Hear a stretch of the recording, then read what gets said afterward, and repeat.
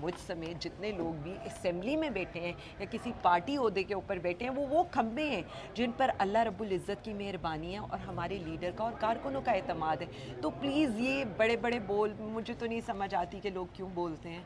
Vote भी खान का है, लोग भी खान के लिए आते हैं। अस्सलाम वालेकुम नाज़रीन, मैं हूँ इब्रार वली। यूट्यूब पर आप मुझे देख रहे हैं। इस वक्त पाकिस्तान तहरीक इंसाफ की रहनुमा आलिया हमजा साहब हमारे साथ मौजूद हैं। शेर अफजल मरवत साहब बार बार मौजूदा क़यादत के ऊपर तनकीद भी करते हैं और कल उन्होंने ये कहा है कि मौजूदा जो क़यादत है वो खौफज़दा है, वो एहतजाज नहीं कर सकते। तो वो बार बार मुतालबा कर रहे हैं कि एहतजाज का मैंडेट मुझे दिया जाए, मैं लोगों को निकाल के दिखाऊंगा, चाहे लाहौर हो या इस्लामाबाद हो। देखिए मेरी बात सुने, मैं सिर्फ इतना समझती हूँ कि ये पार्टी सिर्फ एक इमरान खान के नाम पर है और पीटीआई इमरान खान है, वज़ीर आज़म खान और वज़ीर आज़म खान ही पीटीआई है। कोई शख्स के कहने पर अवाम नहीं निकलती और सिर्फ खान के कहने पर अवाम निकलती है। जिस वक्त खान साहब हुक्म करेंगे अवाम सर के बल आएगी।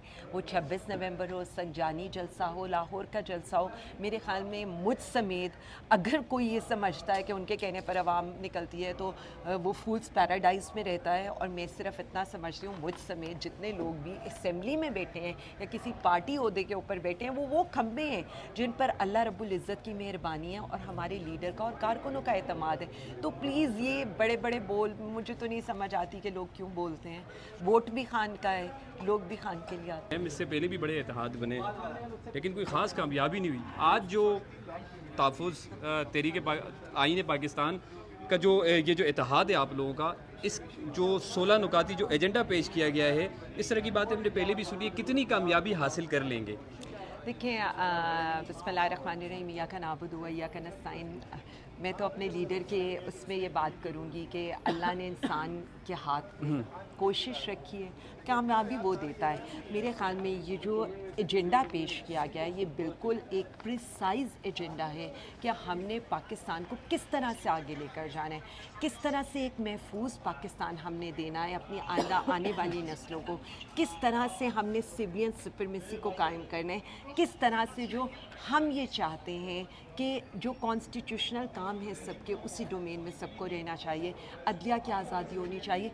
तो वो सब इसमें कम्प्लीटली हमने उसको कैटर करने की कोशिश की है। तो मेरा तो ये ख्याल है कि हुकूमत को अब ये सोचना चाहिए कि इस एजेंडा के ऊपर अमल करके हाथ बढ़ाएं अपोजिशन इत्तेहाद की तरफ और सबको मिलकर लेकर चलें। आप हुकूमत के अंदर हैं, आपका काम ये नहीं है कि सिर्फ एक उस जमात को दीवार से लगाने की कोशिश करें, ताकत का इस्तेमाल करें, जबरी गुमशुद करें। अच्छा, ये तहरीक तहफ़्फ़ुज़ आईन पाकिस्तान जो इत्तेहाद है, इसमें मौलाना साहब के साथ भी निगोसिएशन चल रही थी, उनकी तरफ से क्या कहना है? क्या वो इस इत्तेहाद का हिस्सा बनेंगे?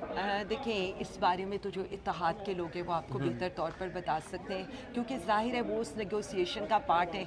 मैं तो as a PTI chief organizer मुझे इसकी दावत थी और सेकेंडली इसके बाद एपीसी होने लगी है लाहौर के अंदर, तो हम उसमें इनको फैसिलिटेट कर रहे हैं। तो उसके एजेंडा के लिए मैं तो यहाँ पर हूँ। बाकी जो पार्टीज़ के साथ इनकी कम्युनिकेशन है वो उस पर ये लोग बेहतर बता सकते हैं, लेकिन जो मुझे कम्युनिकेट किया गया जमात इस्लामी, JUIF, इन सब के जो डेलीगेशंस हैं वो उस ऑल पार्टीज़ कॉन्फ्रेंस में अपोजिशन इत्तेहाद के झंडे के नीचे हमें ज्वाइन। तो ये पंजाब में आप करने जा रहे हैं एपीसी, तो क्या ये करने देंगे आपको? देखिए मेरी ये बात सुने, यही तो वक्त बताएगा ना कि जब मुल्क में जंगी जुनून का माहौल हो, आपका दुश्मन जो है वो पंजे गाड़े हो आपकी सरहदों के ऊपर, उस वक्त आप एक अपोजिशन इत्तेहाद को एक कॉन्फ्रेंस करने का मौका नहीं देंगे। मतलब मेरे ख़्याल में तो अब ये अगेन ये बताएगा कि ये किस हद तक जा सकते हैं। आज भी इनका मतमा नज़र बैरूनी सरहदें हैं या अंदरूनी लड़ाइयाँ हैं।